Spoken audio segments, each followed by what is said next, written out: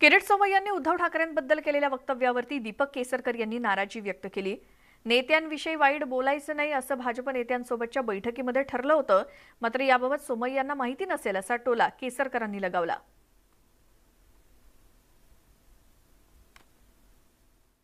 आणि देवेंद्र फडणवीस साहेबांनी मनापासून ऐकली आणि त्यांनी त्या मीटिंगमध्ये जाहीर केलं आणि तिथे उपस्थित असलेल्या प्रत्येकाला सांगितलं की तिथे सर्वचे सर्व नेते उपस्थित होते, भाजपचे सर्वचे सर्व आमदार उपस्थित होते, आमचे सर्व आमदार उपस्थित होते, आमचे नेते उपस्थित होते।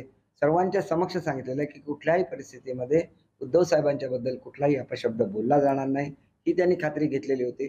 दुर्दैवाने त्या ठिकाणी किरीट सोमय्या उपस्थित नव्हते आणि त्याच्यामुळे त्यांना या गोष्टीची कल्पना नसेल। मी आजच देवेंद्र फडणवीस साहेबांशी बोललेलो आहे, मुख्यमंत्री महोदयांना निरोप दिला, कारण ते अत्यंत महत्त्वाच्या अशा मीटिंगमध्ये होते आणि माझी खात्री आहे की फडणवीस साहेब उद्या या संदर्भात बोलतील आणि याच्या पुढे असा कटू प्रकार महाराष्ट्रामध्ये घडणार नाही। पुढची बातमी, नांदेड जिल्ह्यामध्ये अशोक चव्हाण आणि प्रताप पाटील चिखलीकर हे एकमेकांचे कट्टर राजकीय विरोधक आहेत आणि महाविकास आघाडी सरकार असताना भाजपचे खासदार प्रताप पाटील चिखलीकर बॅकफूटवरती होते, पण आता सत्ता परिवर्तन होताच खासदार चिखलीकर सक्रिय झालेत। मागील सरकारच्या काळात घाईने घेतलेले सर्व निर्णय रद्द करू असं चिखलीकरांनी सांगितलं। यावरती श्रेय जरूर घ्या, पण विकास कामं थांबवू नका असं आवाहन अशोक चव्हाणांनी केलं। निधी नसताना देखील अशोकराव चव्हाण यांनी निधी वाटप करण्याची घाई केली आणि सरकार पडणार आहे अविश्वास दाखल झालेला आहे माहीत असताना देखील त्यांनी ऑनलाईन डीपीडीसीची बैठक घेतली।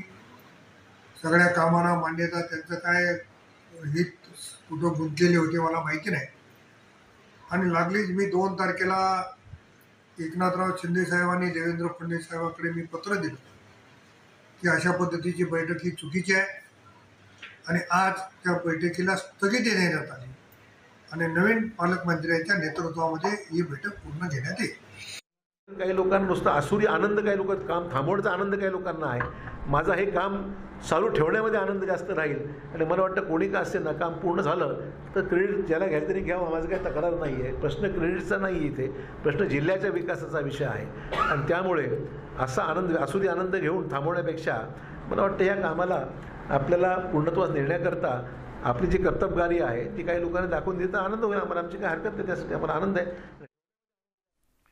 आता बातमी आहे पावसासंदर्भातली। पुढचे 4 ते 5 दिवस राज्यामध्ये मुसळधार ते अति मुसळधार पावसाचा अलर्ट देण्यात आलाय। मुंबईसह शहरामध्ये, ठाणे आणि उपनगरामध्ये मुसळधार पाऊस सुरू आहे आणि पुढचे 4 ते 5 दिवस अशीच परिस्थिती असण्याचा अंदाज आहे। कोकण आणि मध्य महाराष्ट्राच्या काही भागात आगामी 2 दिवस अतिवृष्टी होण्याची शक्यता आहे, तर मराठवाडा आणि विदर्भात मध्यम ते जोरदार पावसाची शक्यता हवामान विभागाने वर्तवली आहे।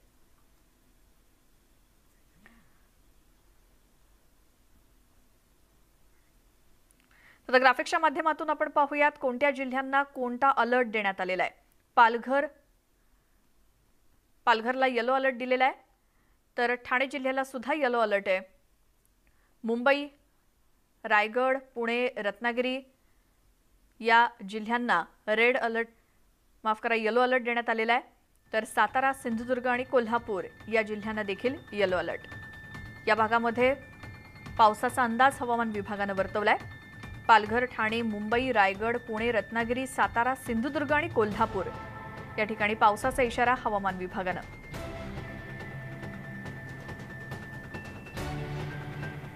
अमरावती जिल्ह्यातील मोर्शी तालुक्यातील सावरखेड, वाघोली, लेहगाव या भागातील गावांमध्ये जोरदार अतिवृष्टी झाली, त्यामुळे परिसरातील जमीन पूर्णपणे खरडून गेलेली आहे।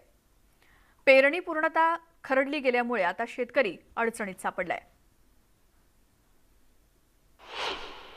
मुख्यमंत्री साहेब, शिंदे साहेब तसेच फडणवीस साहेब आमच्या इथे 5 तारखेला अतिवृष्टीमुळे एवढं काही नुकसान झालं का जे काही आम्ही आता बियाणं पेरलं सर्व ते सगळं वाहून गेलं किंवा सगळं गाळ हे सर्व खरडून गेलं आणि धुरे धारे फूटफाट होऊन अतिवृष्टीमुळं सर्व नुकसान झालं।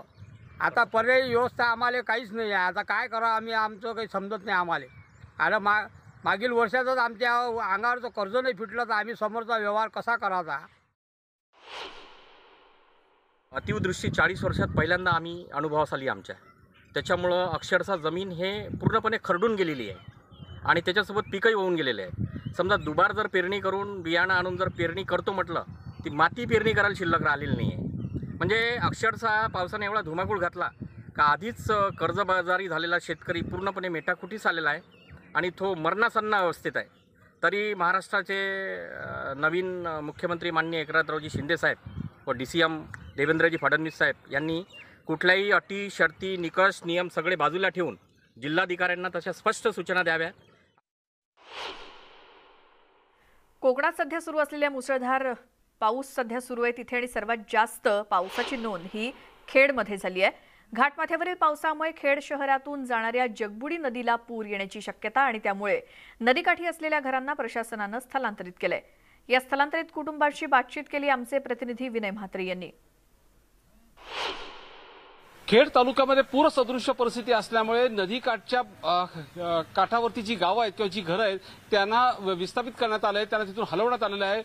खेडमधल्या अशा एका बालवाडीमध्ये 50 जणांना इथे हलवण्यात आलं. आपण बघू शकतात की नदीकाठावरती असलेले असे तब्बल 20 कुटुंब आहेत. ह्या 20 कुटुंबांपैकी 50 जणांना ह्या बालवाडीमध्ये आणण्यात आलेलं आहे. गेल्या 4 दिवसापासून ह्या बालवाडीमध्ये हे सगळे कुटुंब आहेत, 50 लोक इथे राहत आहेत. अशाच पद्धतीने एकूण 200 लोकांना प्रशासनाने नोटिसा बजावण्यात आलेल्या आहेत, ज्या नदीकाठची काठावरची घरं आहेत त्या लोकांना, आणि त्यांना वेगवेगळ्या ठिकाणी हॉलमध्ये किंवा अंगणवाड्यांमध्ये ठेवण्यात आलेलं आहे. हे सगळे कुटुंबांना त्यांची जेवणाची सोय, त्यांची राहण्याची सोय प्रशासनाने पूर्णपणे केलेली आहे.